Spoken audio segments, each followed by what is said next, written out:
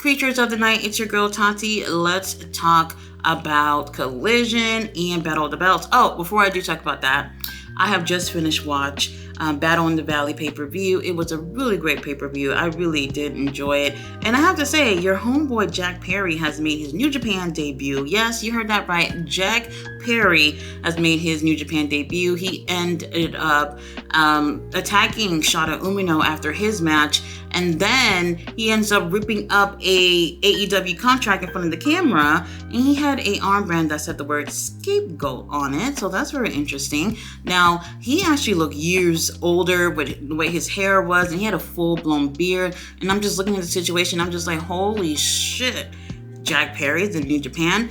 Now look, I'm not sure if he's not part of AEW or not. The only thing that I can say is that AEW and New Japan does have a working relationship, so it would not surprise me if this was part of a storyline. Really, it's really early in this whole situation, so we really can't tell if that's where they're going with this. I'm not surprised that he is healed. That's exactly where he left off. And matter of fact, after what happened at All In, there's just no way that I think he would have been able to just make a comeback into wrestling and be a babyface again. I don't think that would have even worked out. But anyway, I'm still interested to see what happens with Jack Perry in New Japan and see if maybe if this is actually a storyline where AEW is actually involved in. I'm not sure. However, we still did have really great wrestling. We had Collision. Our first match was with Adam Copeland. He is once again challenging one of these young cats to bring their asses out here and fight him. Now, we have Lee Moriarty who comes out with Shane Taylor. He wants to fight with Adam Copeland. And what was interesting about this is something that they didn't do last week with Griff Garrison, that they had maybe like 30 seconds of a video package of showing who Lee Moriarty is, and I thought that that was really, really brilliant of them to do. Not only give him a opportunity to be in the ring with a veteran like Adam, but to actually showcase some of his stuff as well. And I've been saying this for the longest, that Lee Moriarty is a very great wrestler, very great technical wrestler, someone that I feel like should definitely be, somewhere higher up in his career, and he's been lost in the scuffle here with this roster. And I really do hope that after a match like this, people start looking at Lee Moriarty and taking him a little bit more seriously. Now, he does have a really great match with Adam Copeland. Adam is being aggressive, but not in a heel way. He's giving this young guy an opportunity to do his thing. Now, he even spears Shane Taylor outside the ring, which I thought was pretty cool. I'm just absolutely happy about what Adam is doing. I think what he's doing is really beneficial for these young guys, and we get a chance to see Lee Moriarty do his thing with someone as great as Adam Copeland. Obviously, Adam Copeland's going to take the win. He takes the win via submission. And after that match, he gets on the mic and he's like, Christian, yeah, I am pretty much putting myself way at the back of the line for that TNT title, but I'm still coming for your ass. And when I come get you, I'm taking that title. And Adam Copeland looks absolutely amazing, and I'm loving what he's doing with these young guys. Up next, we had the 6-man tag titles on the line from Ring of Honor. We had the Mobile Embassy versus Lance Archer and The Righteous. They had Jake the Snake Roberts ringside. Now, at first, I was like, I don't know about this match. Why is this not on Ring of Honor? But I do actually think that this match being on Collision actually turned out to be a pretty good idea. Really did enjoy this match. And that last few minutes of the match, the last like 5 minutes or so, really got super intense. Like, it was really difficult to tell, like, okay, are they going to retain these titles, or are we going to get some new champions? We even had Jake the Snake putting his hands on our homie Prince Nana. Jake is letting everybody know, like, hey, you see me standing here ringside, it ain't for no reason. If I gotta put my hands on somebody, I'm gonna put my hands on somebody. And I really do like having him ringside. And obviously Prince Nana, we all love him, and he's just probably my favorite manager in wrestling right now. He's absolutely off the chain. Now, we do have the Mobile Embassy taking the win here, retaining the titles, and it was a little different because we had Khan, who ended up taking the win with a pedigree. I never seen him use that move before, not that I can think of. Usually in their 6-man tag matches, him and Toa Leona would have like this combination finisher and take the win that way. And surprise, surprise, Khan ends up taking the win on his own, which I thought was cool. He is someone that I feel like could do singles competition. I don't know if that would be the case right now, but he absolutely looks great. He has a great look. The whole group has a great look, and I really do love seeing them together. They have absolutely grown so much. But the Righteous and Lance Archer, I do feel like they have really great chemistry as a trios, and I hope that with Ring of Honor AEW, they could just focus a little bit more of them being a trios, because we actually could use more trios in both Ring of Honor and AEW. Now, after this match, we do have Prince Nana, who gets on the mic. They're obviously celebrating, and he lets Bullet Club Gold know that they're nothing but bums, and they don't mind taking, some charity cases and putting the 6-man tag titles on the line for them to, get a shot at those titles. So on Dynamite next week, we're going to see the Mogul Embassy versus Bullet Club Gold, and I think this is going to be absolutely lovely. So up next, we have Willie Mack versus Dustin Rhodes. For whatever reason, a lot of people on social media was giving this match a lot of flack because they're just like, this is just stupid. And honestly, I was just thinking, no, these guys are really, really great. They're probably going to have a really great matchup with each other. Now, they do have a great matchup with each other. I do feel like there was some lacking in the chemistry department. However, Dustin Rhodes was absolutely on fire in this match, and I'm just like, okay, who he's showing up and showing out for? Who in the audience he's trying to impress? Now, he does take the win here, and he obviously, both of them being baby faces in this match. Dustin ends up helping Willie Mack get on his feet and, hugging him and whatnot. Now, just when I'm thinking, Dustin was really showing up and showing out, turns out a little bit later, while Dustin was doing his interview, we had our stepdaddy, Christian, comes out, and Christian also mentions how Dustin is fatherless. And for whatever reason, that just came out of the blue, but I was like, we should have expected that, right? This is Christian we're talking about. He mentions how Dusty is a legend, and they can't say the same thing about Dustin. And I was just like, wow, he is being savage for no reason. Now, obviously, Dustin is not happy about that. And Dustin said, I've been in this company for a really long time, and I've been wanting to get my hands on that TNT title, and I'm going to show you how I get things done in this ring. So I think Dynamite is we're going to have a match with Dustin and Christian for the TNT title, and I know it's going to be good. These guys have obviously worked together many times in their careers, but they're still at a place in their career where they work really, really well, and I actually can't wait to see what happens between these two. Now, after that, we do have another match that kind of seemed random. We have JD Drake versus Hangman Adam Page, and this one was really, really good. I know a lot of people is looking at JD and probably don't think he's talented, but bro, if y'all not watching wrestling elsewhere, Ring of Honor or indie stuff, you're not going to see some of these really, really great talented guys and what they have to offer. So seeing JD putting on a really great match with Hangman, I thought that was really, really cool, but I knew that in this situation, Hangman needed this win because he, in comparison to Swerve, obviously was his match, the last two pay-per-view matches that he had. Swerve has been on fire. And then we have Hangman, who is still kind of in the shadows of Swerve, but hasn't really been in any matches since the last pay-per-view, Full Gear. I think this might have been his second, maybe third match since he's been back. Meanwhile, Swerve been pretty much on TV every week. And, he's really been behind Swerve's ass and pretty much saying that regardless of what Swerve does, he's going to be right behind him, making sure he takes those opportunities away from him. So he needed this win. Now, this was at times a handicap match because we do have Anthony Henry, who is ringside, and he's helping out his homie, and still Hangman ends up taking the win in a really great, somewhat one-on-one matchup with JD. And I can't help but to feel that we're going to see Hangman go against Anthony Henry, because Anthony Henry was pretty much all over that damn match. Really great match. I don't always say nice things about Hangman, but Hangman is doing great. Up next, we had the ladies in action. We had Deonna Purrazzo versus Red Velvet. These two girls are so talented, but there's a but, and a big one. While I do think the match was great, it could have been better if these girls get a chance to have experience with each other in the ring prior to this. I know Deonna's new, but this has been a reoccurring thing with the ladies especially. I do feel like it's beneficial. Like if they were to get some time in the ring with each other and pretty much kind of get a chance to learn each other's style and find what it is that they can excel at together in the ring, these matches could be better with them. Deonna actually really impressed me here. Obviously, we've seen her in the ring. We know what she can do or whatnot. But this match made me really feel excited to see her part of the women's division in AEW.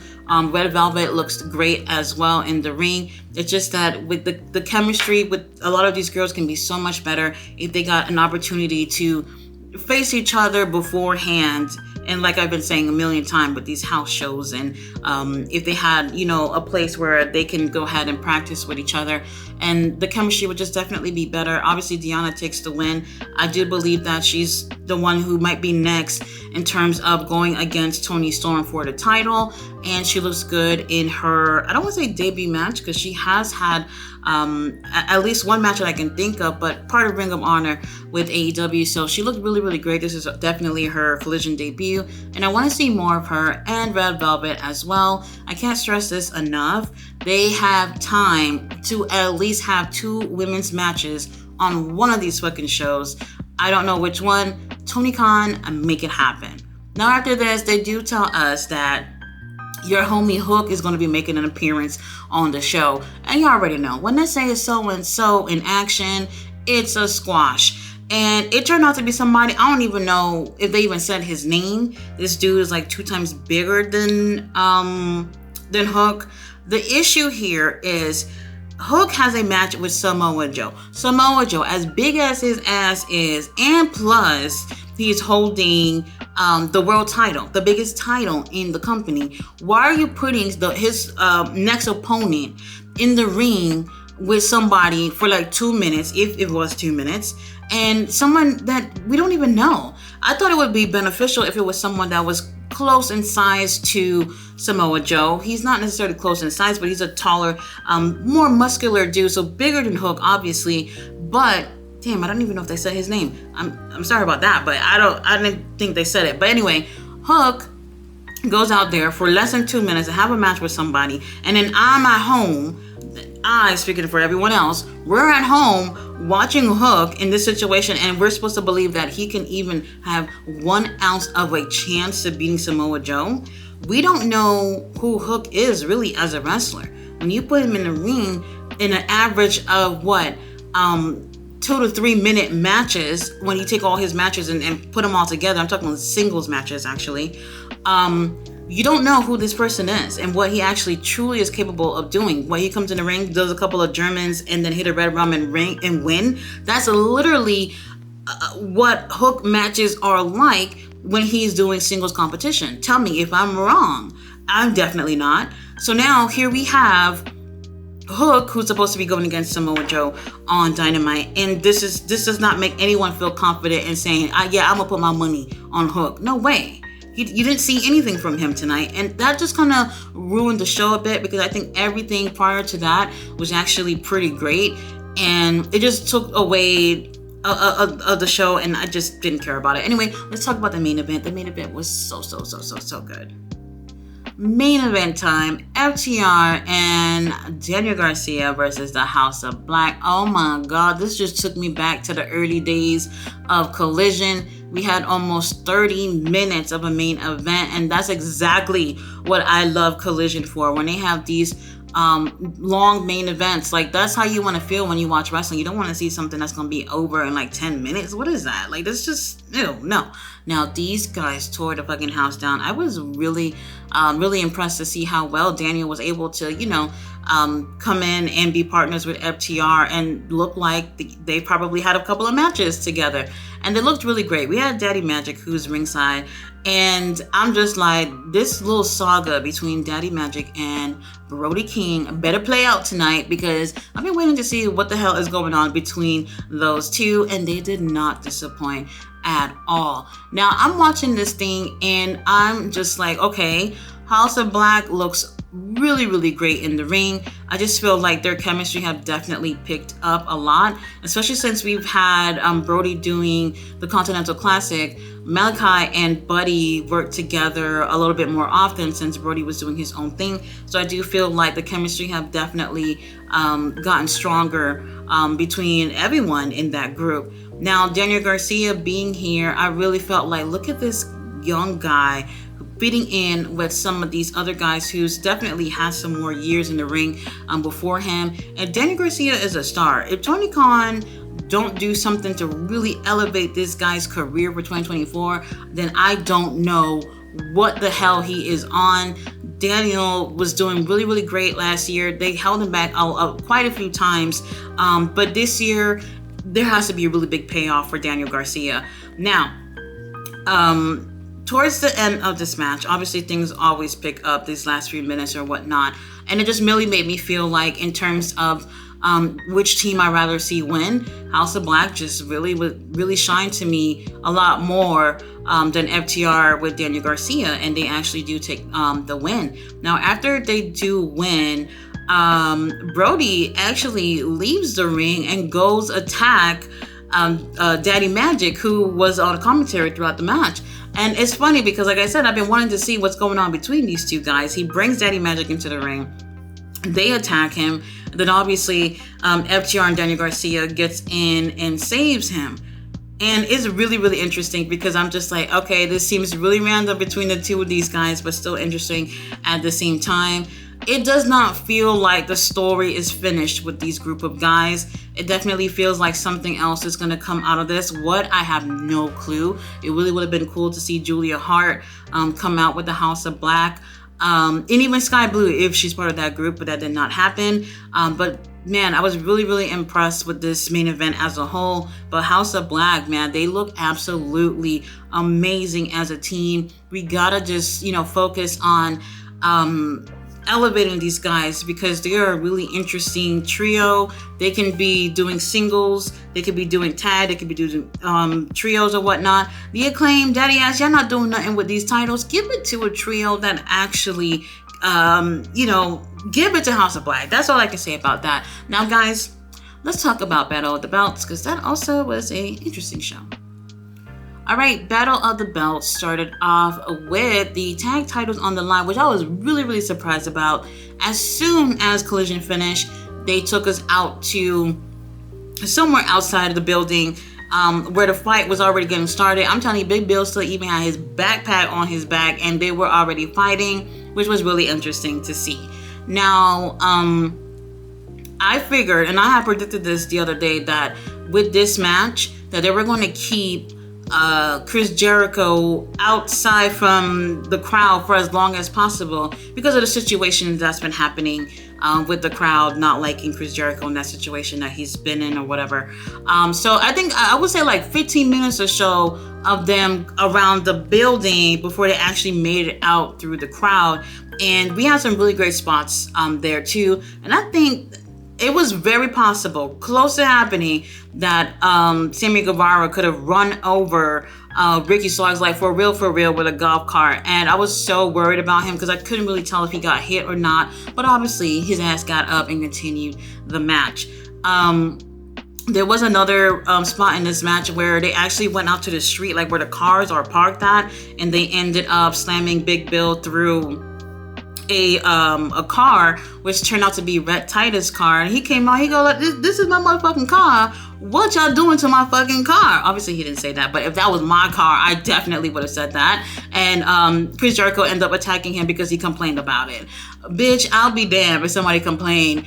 If I'm complaining about my car getting fucked up and then somebody's going to attack me. Obviously that's part of the fun or whatever. It was a fun little moment. Now they do end up getting into the building where they're wrestling around for quite some time, where it was pretty much a lot of Chris Jericho and Ricky Starks, because obviously they slam Big Bill into that car. We don't see him for a little bit before he ends up coming back into the building with Sammy Guevara. Now, they do make their way out. Like I said, it took like 15 minutes or so before they actually made their way out through the crowd. and they're just going through the crowd or whatnot. And then we have this Big Bill and Chris Jericho. Chris Jericho gets this table, sets it up to slam Big Bill through. However, it was very interesting. Obviously, Chris Jericho could not do it. And here is Takeshita that ends up attacking Chris Jericho, and then Big Bill puts him through the table. And actually, he puts him through a table and not the one that he set up. I don't know what that was about, but that was really noticeable. Now, Chris Jericho's through the table. Big Bill obviously crashed too, so these motherfuckers are not getting up. So now we're down to Ricky Starks and Sammy Guevara. They're at the stage, and Sammy just climbed all the way to the top of the stage, all the way. Man, it might have been like 30 feet or whatever. I'm probably exaggerating, but it was really, really high. And he has Pretty Ricky just laying out on the stage, and he's going to go crash onto Ricky. And then right when he was going to crash onto Ricky mid-air, here comes Powerhouse Hobbs grabbing Ricky, moving him out the way, and then we have Sammy Guevara slamming through the stage. Now, obviously, it was a padded stage, so there's nothing wrong with him. And then Ricky just puts his arm on him. 1, 2, 3, they retain the titles. And I'm just like, holy moly, what's going on here? If you really think about this is not necessarily, in my opinion, an alliance with Takeshita and Hobbs, with Ricky and Big Bill. This is one of those situations where it's like, we don't like the people you fighting, so we're just gonna help y'all win this type of match. And you know what? I actually enjoyed that, and I really want to see where it goes, because I've been saying for the past few months that it would be great to see Takeshita and Hobbs go against Ricky and Big Bill for those titles. To see 4 young superstars doing their thing would be absolutely lovely. So we'll get a chance and see where that goes. Title on the line, we had Julia Hart versus Anna Jay. They had a really decent matchup here. I have to say that, these two girls, they used to be friends, and now obviously they're enemies or whatnot. And to see them, bring back, I don't want to say their feud or whatnot, but to see them go back at each other in the ring was really great to see. Both of these girls have improved since the last time that they've been in the ring. And they do have end up having a decent matchup. Now, Julia Hart tries to get Anna Jay to tap out of her own finisher, the Queen Slayer. That obviously didn't work. And then we have Julia taking the win with a Heartless. And I'm not gonna lie, I wouldn't mind somebody stretching me out in a Heartless. I just want to see how it feels like. It just looks pretty cool. I just want to say this about Julia. This is not about her per se. This is about the booking of Julia. Just because y'all was able to build her to be where she's at, and y'all did a really great job at that, doesn't mean that you have to stop right there. I really do feel like that they could definitely continue with making Julia feel much more menacing and being a stronger character. I feel like she's young and there's a lot for her to learn. But in terms of Tony Khan booking things, he has to make her continue to look good too, because she's still pretty inexperienced compared to a lot of the girls that she's going to end up getting in the ring with. And, there's some missed opportunities that I feel like they have made since she's won the title. But I'm so glad to see how much improvement that she and Anna Jay have made. Really decent matchup. Now, the last match of the night, we do have the international title on the line. We had Orange Cassidy versus Preston Vance. This was interesting because prior to the match, first of all, this kind of felt a little random, but he got this opportunity to go against Orange Cassidy. And earlier we did have the Undisputed Kingdom pretty much being antagonizing as usual. And Preston let Rowdy know that once he wins this match and wins that title, he's going to come and whoop his ass too. Now, during this match, we actually do have the Undisputed Kingdom. They are sitting ringside and watching. And I'm looking at the situation and I'm just like, Adam Cole not being here kind of feels a little bit weird. Something about the story is just, I feel like it's not good. It's not good in terms of the whole mass double thing. I don't know what it is. I also mentioned during the live stream that Wardlow had posted on his Instagram or whatever it was, I don't remember, saying that he was better than the devil. And obviously that would be towards Adam Cole. So something about this foursome, or just Wardlow being in this situation, just doesn't feel organic to me at all. But anyway, going back to the match, Preston looks great. He actually looks bigger to me from the last time I remember seeing him And he has a really great match with Orange Cassidy. Orange Cassidy does his usual. Like, I feel like, how can I talk about Orange Cassidy and not make it seem like the last time I talk about Orange Cassidy? He does the same things every single time. But it was great to see Preston because we haven't really seen him much in terms of, well, at all almost. So it was great to see him and how he's actually been able to, he's trying to make a name for himself, especially after leaving the Dark Order.